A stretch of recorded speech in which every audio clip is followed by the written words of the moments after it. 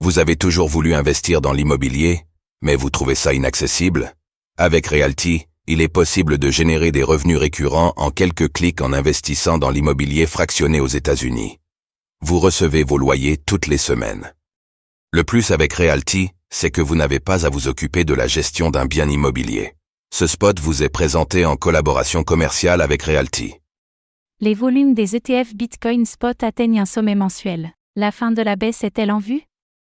Les ETF Bitcoin Spot ont entraîné une hausse du cours du BTC cette semaine.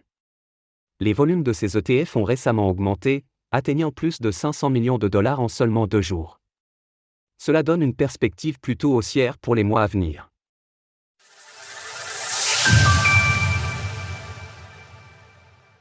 Les ETF Bitcoin Spot entraînent le cours du BTC à la hausse. Depuis plusieurs semaines, le cours du Bitcoin marque une baisse importante, enregistrant une perte de 27% depuis son dernier plus haut historique, ATH, à 73 750 $. Cette baisse peut être expliquée par plusieurs facteurs, tels que le besoin de faire une pause après une hausse vertigineuse de 26 000 à 73 000 $ en seulement 6 mois, le faible volume historiquement enregistré pendant l'été, les ventes massives de BTC par les gouvernements allemands et états-uniens, ou encore le début des remboursements des créanciers de Mt. Gox. En parallèle, les volumes des ETF Bitcoin Spot aux États-Unis ont fortement baissé.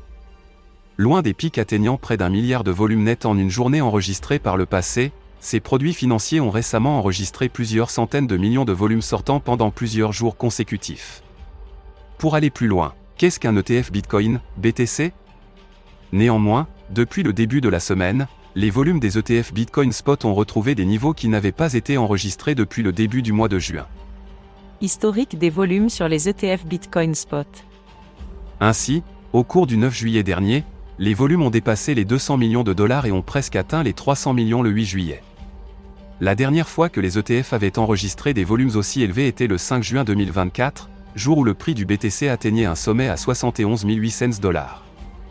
Ces 500 millions de dollars de volume au cours des 2 derniers jours ont sûrement été l'un des moteurs derrière la courte hausse de ce début de semaine dans un contexte peu avantageux pour Bitcoin. Vers un marché des crypto-monnaies dopé par les ETF Spot.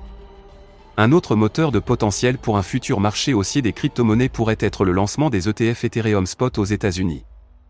Acceptés il y a plus d'1 mois, ces nouveaux produits financiers pourraient lancer un nouvel engouement sur le marché, de la même manière que les ETF Bitcoin Spot l'ont fait. Le cours du BTC a fortement bénéficié du lancement de ces ETF au comptant, en enregistrant 61% de hausse dans les semaines qui ont suivi. Ils ont aussi grandement profité à l'Ether qui a connu une performance similaire avec une augmentation de 62%. À lire également dans l'actualité, Metaplanet continue d'acheter des millions de dollars de Bitcoin face à la crise japonaise. Les investisseurs espèrent ainsi que ces nouveaux ETF Ether permettront une performance similaire et entraîneront avec elles de plus petites capitalisations qui participent au fonctionnement de la blockchain Ethereum, comme les tokens de DeFi ou d'Oracle, tout en ajoutant de la liquidité sur les différents protocoles. En parallèle, l'écosystème des crypto-monnaies se tourne vers Solana, SOL.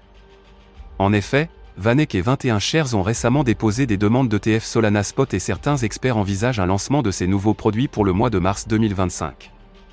La SEC a 240 jours pour répondre, et le contexte des élections présidentielles aux États-Unis pourrait grandement aider la décision. Retrouvez toutes les actualités crypto sur le site cryptost.fr.